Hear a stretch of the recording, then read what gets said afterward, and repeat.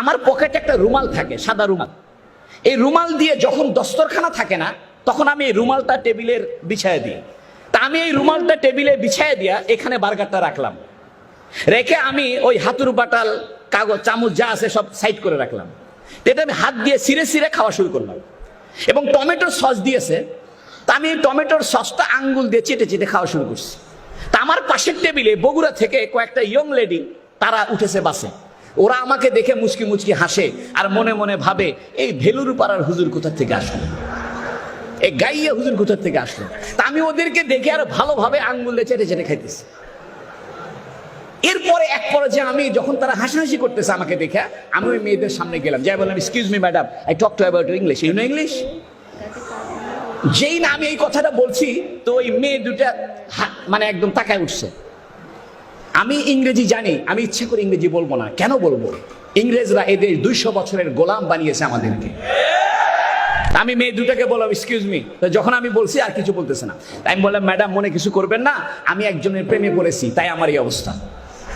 তা আমাকে বলতেছে হুজুররা প্রেম করে নাকি? আমি বললাম, দেখেন, আমি এমন একজনের প্রেমে পড়েছি, তিনি যখন রোদের ভিতরে যাইতেন একখণ্ড মেঘ তাকে ছায়া দিত। আমি এমন একজনের প্রেমে পড়েছি, তার গায়ের মধ্যে মশামাছি বসতো না। আমি এমন একজনের প্রেমে পড়েছি, জীবনে কোনোদিন মিথ্যা বলেনি। আমি এমন একজনের প্রেমে পড়েছি, পূর্ণিমার চাঁদের চাইতে তার চেহারা উজ্জ্বল ছিল। আমি এমন একজনের প্রেমে পড়েছি, যিনি দুঃখীর দুঃখ মোচন করত। আমি এমন একজনের প্রেমে পড়েছি, যিনি বিধবার আশ্রয় ছিল। আমি এমন একজনের প্রেমে পড়েছি, যিনি অসহায়ের সহায় ছিল। আমি এমন একজনের প্রেমে পড়েছি, যার শাফাত ছাড়া আপনি জান্নাত পাবেন না। আমি এমন একজনকে ভালোবাসি, যার থুতু মোবারক ছিল সুগন্ধ। আমি এমন একজনের প্রেমে পড়েছি, যার গায়ের ঘাম ছিল সুগন্ধ। ওই মুহাম্মদ সাল্লাল্লাহু আলাইহি ওয়াসাল্লাম যেভাবে চলতো, যেভাবে খাইতো, যেভাবে পোশাক গায়ে দিত, যেভাবে কথাবার্তা বলতো, ওই রকম করতে আমার ভালো লাগে। মুহাম্মদ সাল্লাল্লাহু আলাইহি ওয়াসাল্লাম দস্তরখানায় বিছায় খানা খাইতেন, আমি তাই খাবো।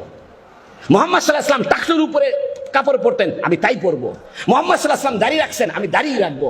মুহাম্মদ সাল্লাল্লাহু আলাইহি ওয়াসাল্লাম মেসওয়াক করেছেন, আমি মেসওয়াক করবো। আমার পকেটে মেসওয়াক থাকবে। আপনি এটাকে খাটো করে দেখতে পারেন না? ছোট ছোট সুন্নত আজকে আমরা বাদ দিয়ে ফেলছি, হুজুর সাল্লাল্লাহু আলাইহি ওয়াসাল্লামের আদর্শকে আমাদের জীবনের থেকে দূরে সরিয়ে ফেলছি। আপনি ব্রাশ করেন, সমস্যা নাই, পেস্ট ব্যবহার করেন, এটা চিকিৎসা হিসেবে করেন, কিন্তু একটা গাছের ডাল হুজুর সাল্লাল্লাহু আলাইহি ওয়াসাল্লামের সুন্নত হিসেবে রাখেন। আপনি খানা খাওয়ার সময় আঙ্গুলটা চেটে খান, প্লেটটা আঙ্গুল দিয়ে চেটে খান। মেডিকেল সায়েন্স বলতেছে, যে ব্যক্তি আঙ্গুল চেটে খায়, প্লেটটা চেটে চেটে খায়, তার মুখের ভিতরে এক ধরনের লালা সৃষ্টি হয়, এই লালাটা তার হজমের উপকার করে। আপনি মুহাম্মদ সাল্লাল্লাহু আলাইহি ওয়াসাল্লামকে চিনলেন না। ও যুবক, আমার কলিজা ফেটে যায়। তুমি কিডসকে চিনলা, বাইরনকে চিনলা, হুমায়ুন আহমেদকে চিনলা, আইয়ুব বাচ্চুকে চিনলা, গোটা দুনিয়ার সমস্ত তোমার সেলিব্রিটিদের চিনলা। পৃথিবীর সবচেয়ে সেলিব্রিটি, পৃথিবীর একমাত্র সেলিব্রিটি মুহাম্মদুর রাসূলুল্লাহ সাল্লাল্লাহু আলাইহি ওয়াসাল্লাম।